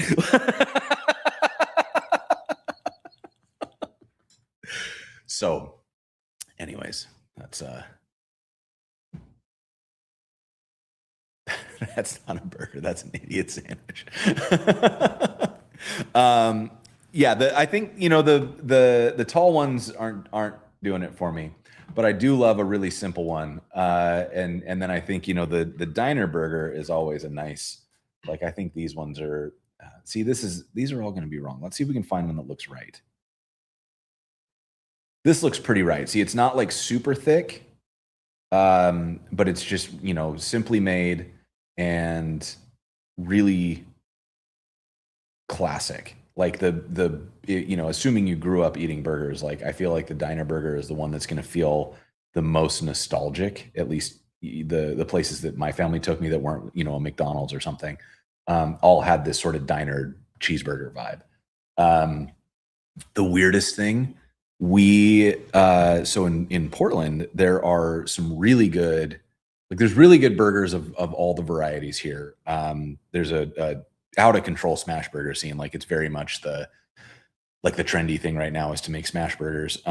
But there's this like classic vein of diner burgers that have been around forever. There's a place called Skyline Tavern or Skyline Restaurant, Skyline Drive Restaurant, something like that. That's out on the west side of the city. It's up a hill. It's it used to be a drive-in restaurant, like one of those spots where it was so old that like they had a hot dogs 59 cents kind of sign, like that sort of spot, right? and they still make the really classic, simple diner burgers. They've got the little one and the big one, and you can get 1 or 2 patties, and the works is the lettuce, tomato, mayo, and onion, and that's what you get there, right? And you can add all the extra stuff if you want, but like you shouldn't. But we found a new diner burger, and it's a teriyaki place, and it's like maybe the best one in the city. We were shocked because we go to this place all the time. It's called Kokyo Teriyaki, and they are this. It's this kind of hole in the wall spot. It's super popular for like whenever you go in there, you always kind of see like the construction guys are in there. It's a really solidly priced lunch in Portland, and I like you can go in there and eat a big plate of teriyaki chicken for like $13, which does not happen anymore. So anyway, so we go in there all the time. We always get the teriyaki chicken. They do like a spicy pork over rice. They have this really good, I don't know what the actual word is for it, but it's like a shredded beef kind of thing, like a teriyaki beef. So good. Like all of it they make is really, really good. But they've always had this like burger. And the photo on the wall is a stock photo of a burger. And so it's just this mystery of like, I don't know what that is, but I'm not ordering that. Like, no way. But as we've eaten there, when we eat in, I look around and I'm like, there's a lot of people with burgers in this spot. And so we've been in there enough now that we're friends with the owner. And so I was like, I gotta ask you, like, what's the deal with the burger? She goes, oh, we make the best burger in the city. And I was like, come on, you're a teriyaki place. She goes, oh, I know, we make the best teriyaki in the city too. And I was like, all right, let me get you a burger. And so I ordered this burger, and sure enough, it fucking slaps. Like, it is so good. I was shocked by how good this burger was, to be completely honest. It is a platonic ideal of a diner burger. It's simple. It's perfectly made. Like, all of the ingredients are quality and they're in the right proportions. And it's like, this is kind of exactly like if I want a simple burger, like if I get the craving that would eventually lead me to go to a McDonald's or a Burger King, like what I want is that Kokyo burger, right? They're not open at night, which means that I still end up at the Burger King sometimes. Because why not? But yeah, I think like that one was shocking to me, to find out that maybe the best diner burger in the city is at a teriyaki chicken joint here in Portland. Yeah. If you're in Portland, like, go hit it. It's on like Grand and no, it's on 7th and Main, not quite Main, like really close to 7th and Main, if it's not right there. Real good, real good. But yeah, the kind of stuff that would have been on diners, drive-ins, and dives in 2009 is exactly it. Holy shit, speaking of which, have y'all seen what Guy Fieri looks like now? This was a...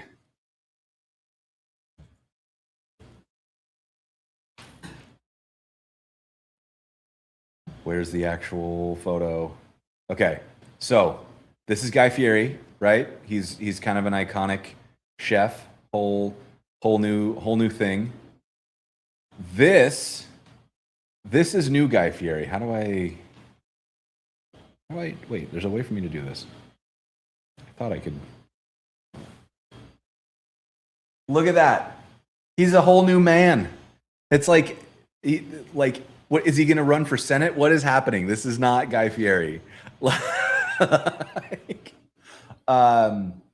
I don't know anything about Guy Fieri, really. I know that he sort of like became a punchline because he's such a like, this is absurd. Like, what a guy, right? I think this is very funny. And also, for a Super Bowl commercial. Okay, this might actually just be him doing a stunt for a Super Bowl commercial, and he's gonna end up back in Guy Fieri land.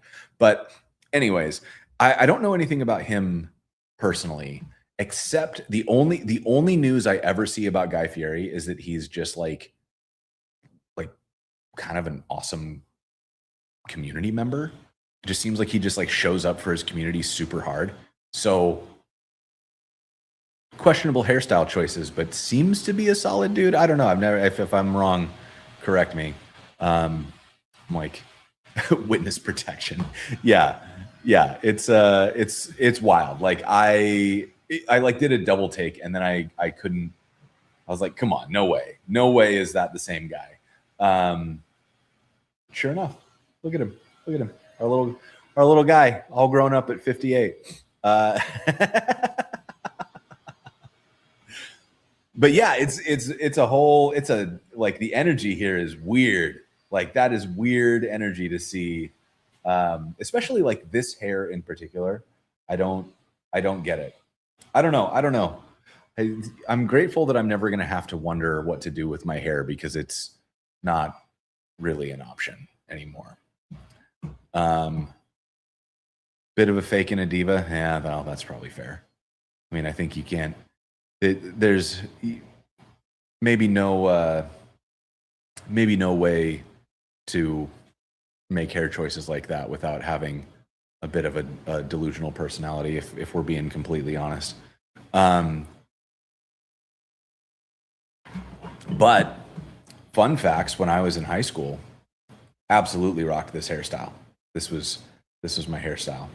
Let me see if I can, give me 10 seconds to attempt to locate this and see if I can find one of these photos of me with my absolutely terrible hair. Okay, we're diving into my old media. Photos. Me.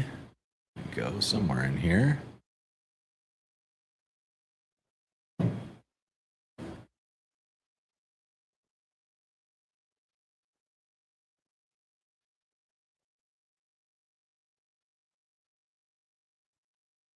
Are they my high school ones? Where are they?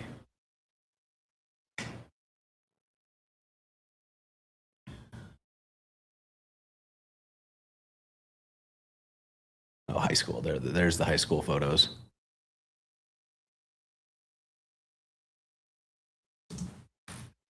Okay, you ready? Look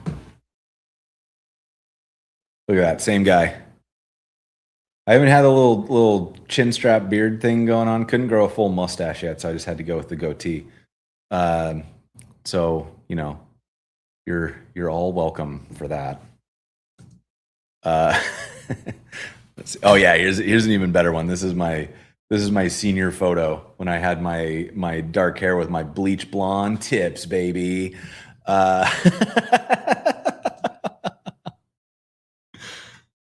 I was like the happiest kid in the world. Look at me. I was just so happy to be there. Did you just call me Guy Picante? How dare you?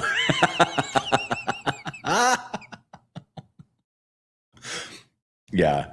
This is the part that I'd heard, is that he really shows up when the community needs him, and so I think that part is cool. And you know, maybe he sucks otherwise, but you know, happy that he at least puts his money where his mouth is. I feel like that's a increasingly rare thing to see, is that people will invest in their communities like that. Oh man,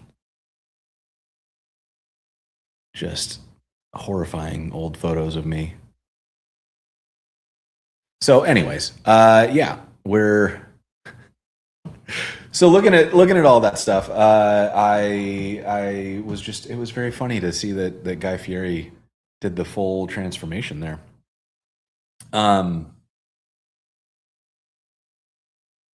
Where else are we? We're at 11:15. I got people showing up at the studio in 45 minutes. I got people asking, stopping at the Home Depot, anybody need anything? Amazing. Yeah. I gotta get a call sheet. Y'all ever I didn't know what call sheets were before I started doing Web Dev Challenge. It's like the piece of paper that has like everybody's contact info and like what time things start and who's responsible for what and all that kind of stuff. It's like it like really activates the spreadsheety part of my brain, and I like it. I have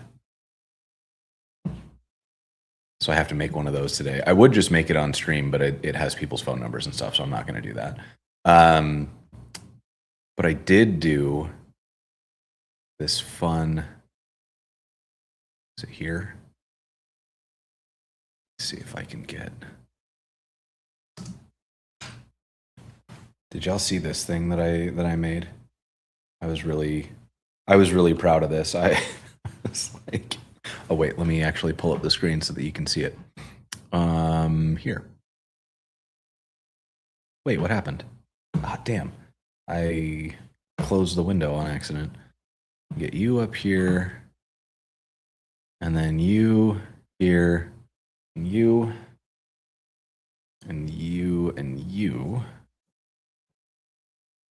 So I was like doing this thing where I was complaining about all of the demands on my time and how I just wanted to spend all my time working on like fun, weird projects. And so I like got real grumpy, and I was complaining to Marissa and all this kind of stuff. And she was like, well, what are you going to do with all of your free time? And I was like, well, look at this spreadsheet that I made that has all of the things that I want to work on in it.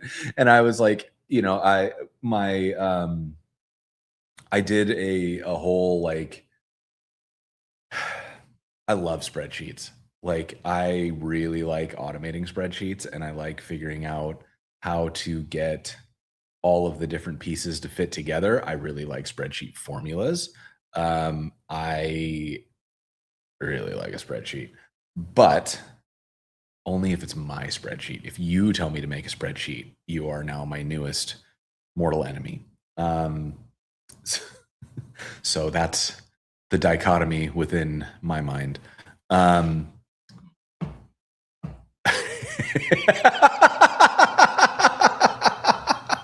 I mean, you're probably not wrong. For a long, I think there was somebody was talking about autism as like the stages of acceptance, where you're like, well, I don't have autism, and then you read about the symptoms of it, and you're like, well, maybe I do, but like I don't want to make it seem like you know, I don't want to take the spotlight off somebody who's got, you know, worse symptoms than me. And then you keep reading, and eventually like, oh fuck, I like really have autism. I do think that there were signs about my specific leanings as a guy.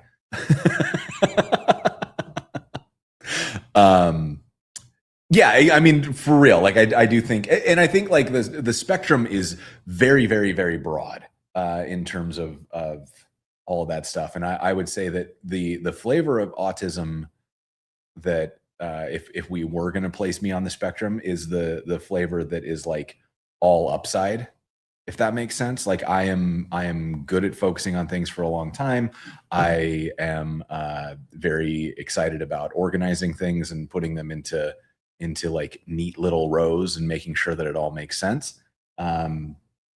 And I don't have the stuff that I think has been a hindrance for a lot of folks, which is why I'm not waving that flag. I'm not going to claim it. I'm not going to say that it's a thing that I have, because I don't want it to seem like I'm claiming anything. Like I'm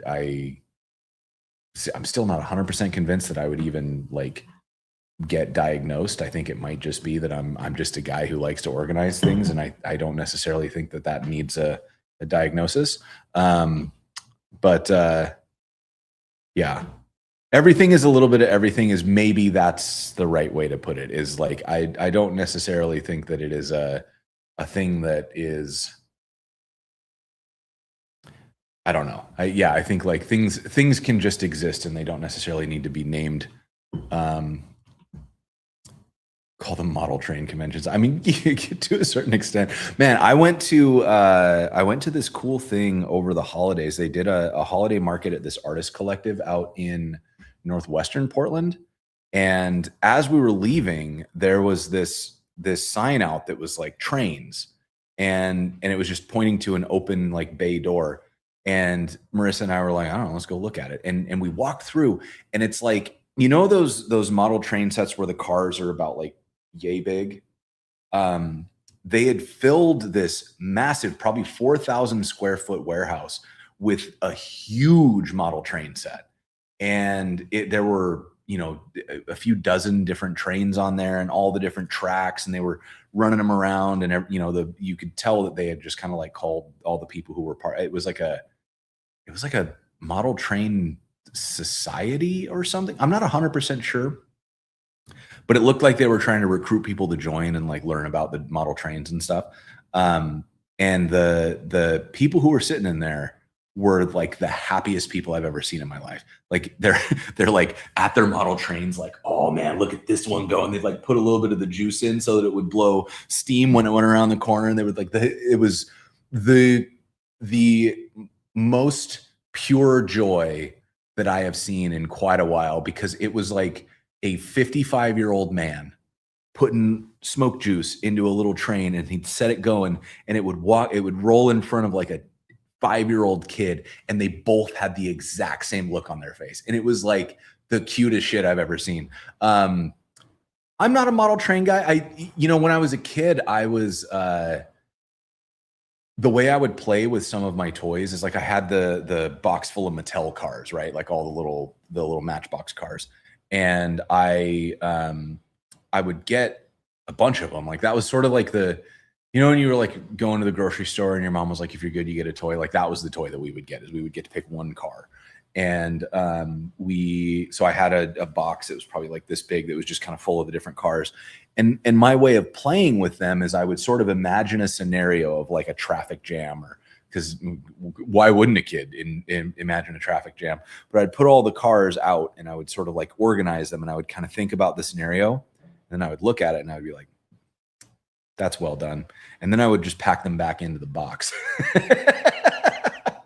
But I don't have the patience for the ongoing maintenance of that kind of stuff. Like I've never been somebody to want to maintain a model of things.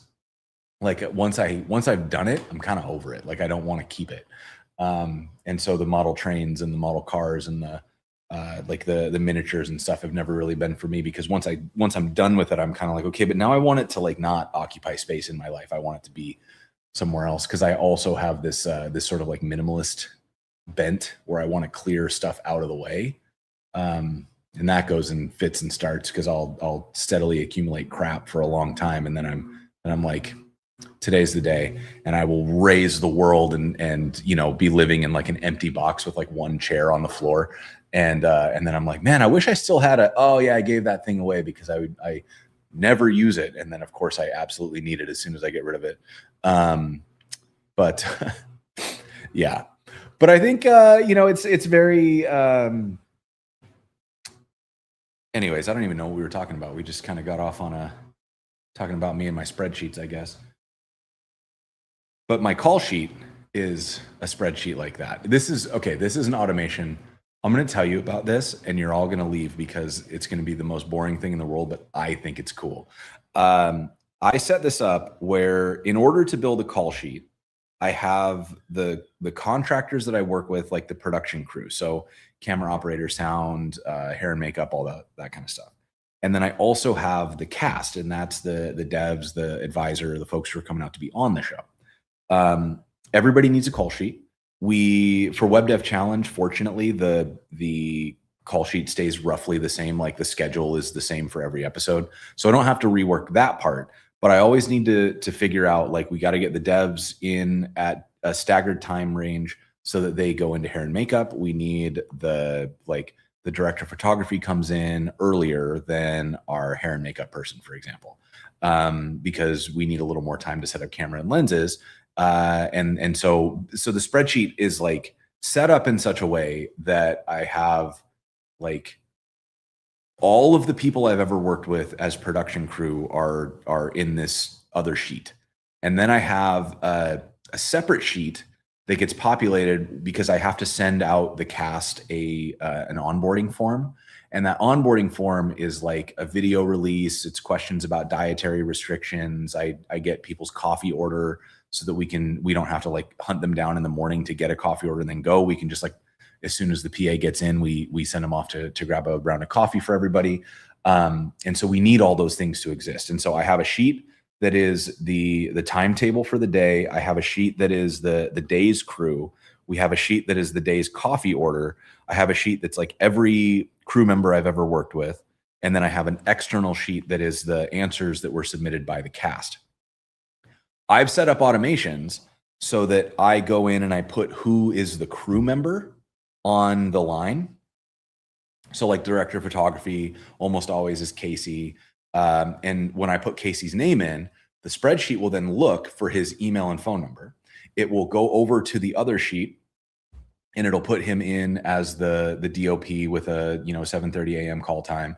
And it will then go to the external sheet and it'll find the devs for this particular episode. It populates the title of the spreadsheet and fills out the devs in like the hair and makeup thing. And then it also like, it just like builds out this whole thing. And then based on which crew members are there, I've written down their coffee orders so that their coffee orders automatically go into the day's coffee order thing. And then once the cast goes into the front thing, it pulls from the sheet what their coffee order is. So it builds out the coffee order automatically. So all I have to do is hit print.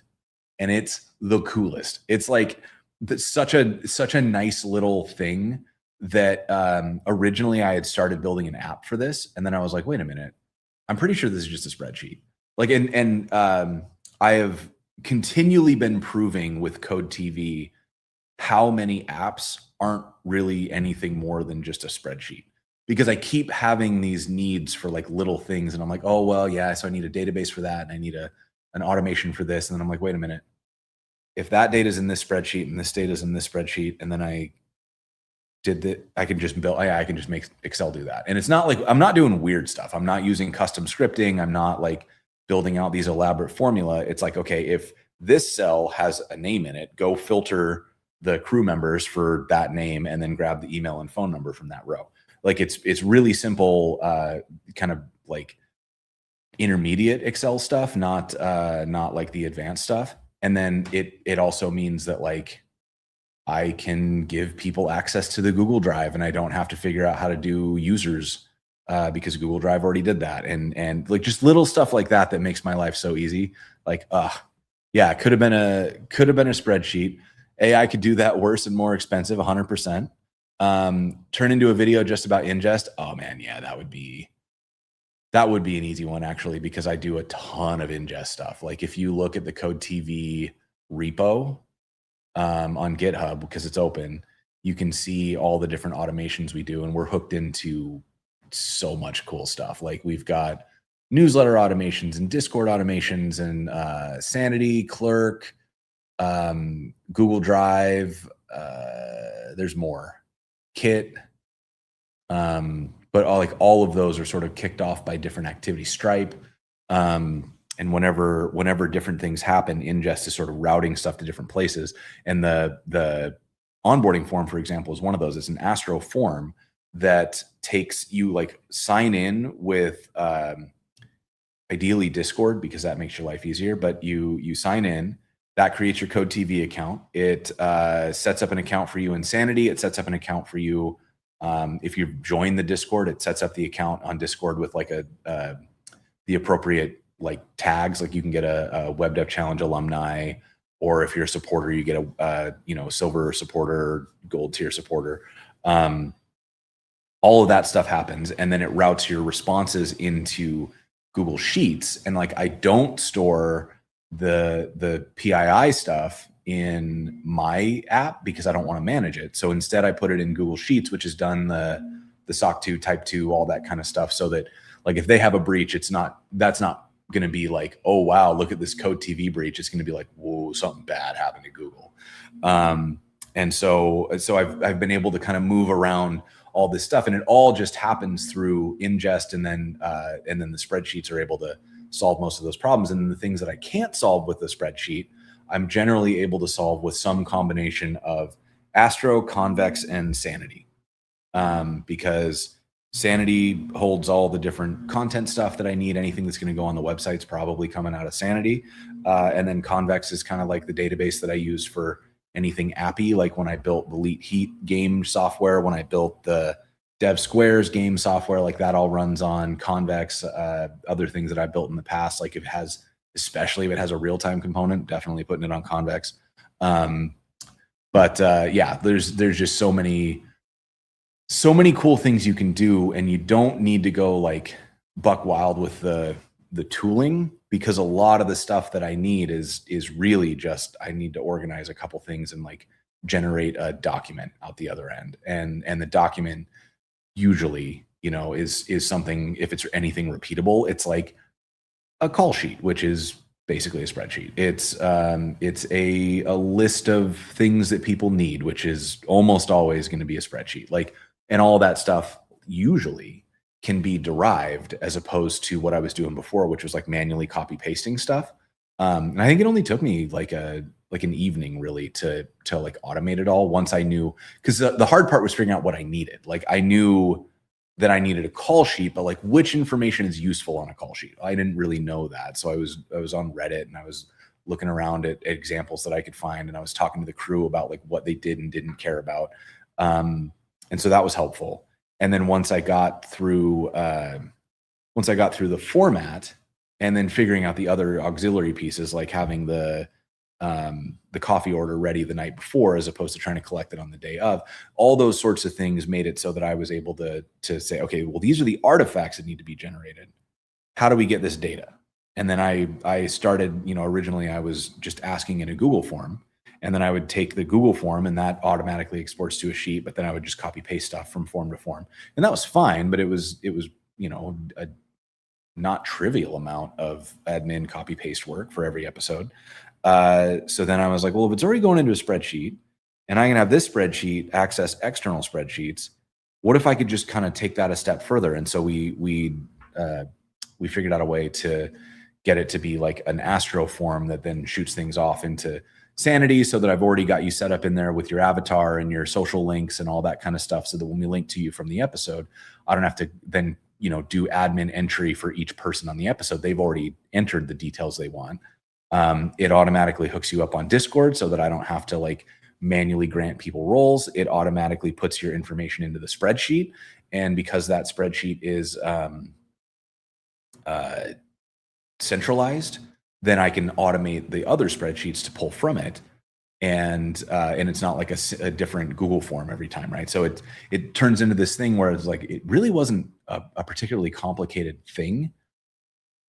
It was more figuring out what needed to get generated was the hard part. And then after that, it was like, okay, well, where does that data come from? And just routing it to different places, which was like a cool little thing that allowed me to write very little software and a few Google formula that solved a bunch of problems. Okay. It's 11:30. I got people showing up here in around 25-ish minutes. I think I might cut short today because I have a handful of things that I want to get done, and I just want to make sure that I'm not scrambling today, because I have a hard stop, because we're doing a dinner tonight to welcome all the devs in for tomorrow's Web Dev Challenge episode. So I'm going to call it here. Thank you all so much for hanging out. I really do appreciate you spending the time. Like, this is one of the highlights of my week. I'm glad to be at a place where we can schedule these again. It was a little too hectic at the beginning of the year to make that work. I'm going to try to keep these pretty steady as time goes on. We got a couple things coming up where I'll be out of town and all that good stuff, so that may not happen. We also might have a couple, like I'm talking to the NPMX team about doing kind of a fun thing that would fall on a Tuesday. So we'll be doing one of those. That one's going to be way less structured than like a Learn with Jason would be. So, that one, I think we're just going to celebrate like what a cool project that is, what they're doing, and talk about kind of how the different pieces fit together. But yeah, pretty pumped about what's coming out. So please keep your eyes open. We have episodes of Web Lunch coming. We have some new Web Dev Challenge is going to be recording tomorrow, and that'll hopefully be coming out like first thing next month. We've got we're going to be in Miami. We're going to be in a couple other places. We're going to be out at Beyond Tellerrand in Dusseldorf, just attending there. So if you want to come say hi, me and Marissa will be there.